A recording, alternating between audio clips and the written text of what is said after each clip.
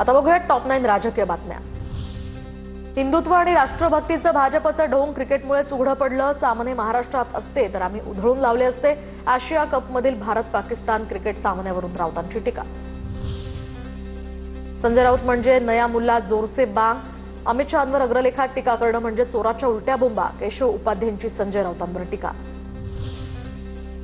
सातारा जिल्ह्यात मंत्री शंभूराज देसाईंकडून पावसामुळे झालेल्या नुकसानीचा आढावा, तर तांबे पुलाचं भूमिपूजन दादा आणि चव्हाणांनी केल्यामुळे दुरावस्था। शंभूराज देसाईंचा अजित पवार आणि पृथ्वीराज चव्हाणांना टोला। नवनाथ बन हे उत्साहात बोलत असतात। बेस्ट सारख्या छोट्या निवडणुकीत ठाकरे ब्रँड ठरत नाही। नवनाथ बन प्रत्येक गोष्टीमध्ये हिंदुत्व आणतात। प्रकाश महाजनांची टीका। मुंबई महानगरपालिका निवडणुकीसाठी भाजपचा मराठी मतांवर डोळा। गणेशोत्सवाच्या पार्श्वभूमीवर भाजप मराठी मतांची मोठ बांधणार। गणपतीला कोकणात जाणाऱ्यांसाठी 2 मोदी एक्सप्रेस ट्रेन्स। गणेशोत्सवासाठी भाजप कोकणात 500हून अधिक बसेस सोडणार।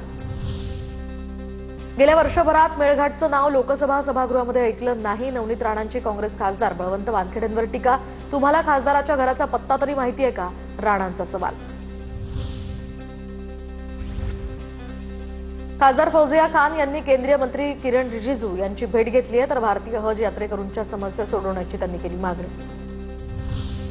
डोंबिवलीमध्ये काँग्रेसमधील अंतर्गत वाद आता चव्हाट्यावर। डोंबिवलीत काँग्रेसच्या माजी नगरसेवकांच्या भाजप प्रवेशानंतर नेत्यांमध्येच पक्षांतर्गत संघर्ष पेटला। काँग्रेसचे ज्येष्ठ नेते संतोष केणे आणि जिल्हाध्यक्ष सचिन पोटे यांचा आरोप प्रत्यारोपांनी काँग्रेसची नाचक्की।